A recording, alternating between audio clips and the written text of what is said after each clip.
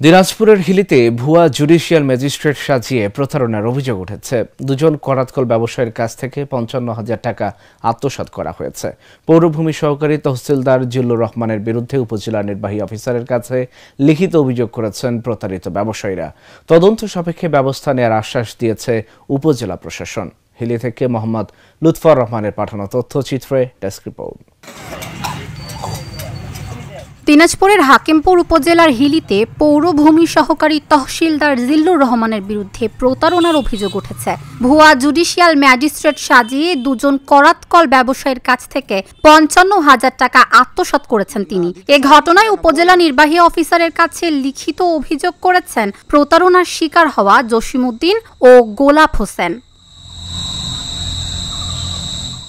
অভিযোগে বলা হয়, জিল্লুর রহমান ফোন করে জানান একজন জুডিশিয়াল ম্যাজিস্ট্রেট তাদের সঙ্গে কথা বলবেন। কিছুক্ষণের মধ্যে একটি নম্বর থেকে এক ব্যক্তি নিজেকে ম্যাজিস্ট্রেট পরিচয় দিয়ে জানান যৌথ বাহিনী নিয়ে তাদের করাতকলে অভিযান চালানো হবে। মামলা হলে ১০ বছরের জেল ও জরিমানা হতে পারে। তবে যদি তারা ৫৫,০০০ টাকা দেন তাহলেই রক্ষা পাবেন। তহসিলদার সাহেব আমাকে ফোন দিয়ে বলে যে জসিম ভাই, দিনাজপুর চিফ জুডিশিয়াল ম্যাজিস্ট্রেট সাহেব স্যার আমার কাছে ফোন করেছিল, আপনার নাম্বারটা চালু।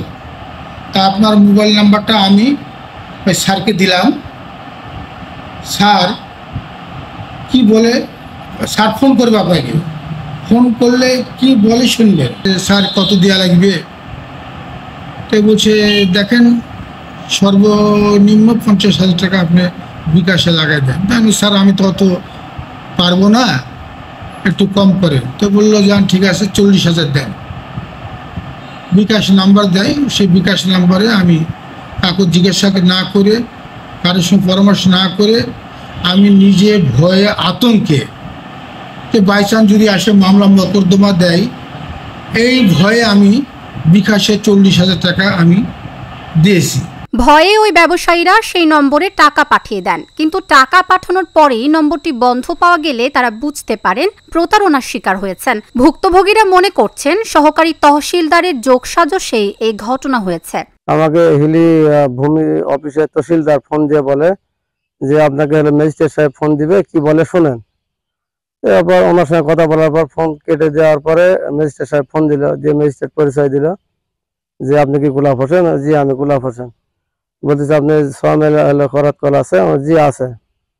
বলতেছে যে আমরা এখন অভিযানে বের হয়েছি, যৌথ অভিযান চলতেছে, আপনি যদি আমাদেরকে কিছু টাকা পয়সা দেন তাহলে আপনার করাতকলে অভিযান চালাবো না।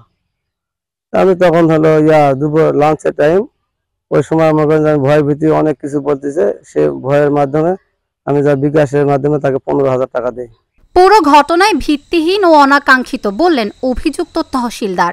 এসব বিষয়ে টাকা লেনদেনের বিষয় বা এই বিষয়ে কোনো শব্দ উচ্চারণ করিনি। আমি তো তাদেরকে টাকা দেওয়ার কথা আমি বলিনি, কারণ আমার সাথে এসব না। আমার এই স্টেটমেন্টে আমার বলার একটু জরুরি সেটা হলো যে আমার তখন মাথায় আসেনি যে ওই চিফ জুডিশিয়াল ম্যাজিস্ট্রেট স্যার তার পরিচিতি নাম্বার অর্থাৎ বিসিএস এর যে পরিচিতি নাম্বারটা থাকে, আমি তাদেরকে টাকা দেওয়ার কথা তো বলিনি। আমি হচ্ছে স্যাররা কথা বলে আপনার মিল চাটা ইয়ে সম্পর্কে সেটাই চেনে না। তা আমি টাকা চাবের যে ম্যাজিস্ট্রেট, সেটা তো ওনারা জানবেন যে টাকা চাবে কেন ম্যাজিস্ট্রেট, এটা তো তাদের একটা মাথায় আসার দরকার ছিল।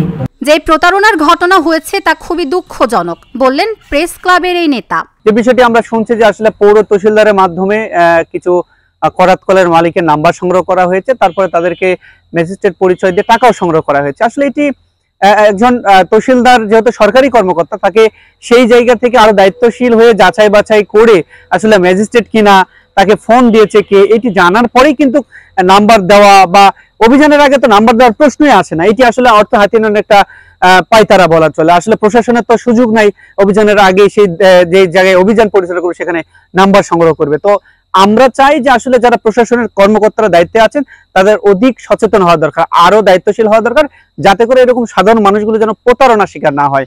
এ ঘটনায় এখনো কোনো লিখিত অভিযোগ আসেনি। অভিযোগ পেলে দ্রুত ব্যবস্থা নেওয়া হবে। এটা এমনি শুনেছি আর কি, কিন্তু আমি কোনো লিখিতভাবে বা কোনো অভিযোগকারী বা এরকম তাদের কাছ থেকে কোনো অভিযোগ আসলে আমি এখানে পাইনি। তো আমি এটা অভিযোগ পেলে হয়তো আমি আমার কর্তৃপক্ষকে সেটা অবহিত করবো আর কি, তারা এই বিষয়ে প্রয়োজনীয় ব্যবস্থা নেবে।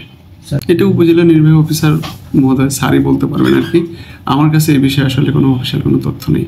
আমি শুনেছি এটা হয়তো থানায় একটা অভিযোগ আছে, সেই বিষয়ে তারা কার্যক্রম হয়তো চলমান রেখেছে বলে জানি, কিন্তু মানে আমি অফিসিয়ালি কোনো এই বিষয়ে অবহিত না এবং অফিসিয়ালি আমার কাছে কোনো তথ্য নেই। দ্রুতই এই ঘটনার সুষ্ঠু তদন্তের মাধ্যমে বিচার নিশ্চিত করা হবে, ভুক্তভোগীরা তাদের হারানো টাকা ফেরত পাবেন, এমনটাই প্রত্যাশা সকলের। Dhaka journal news desk.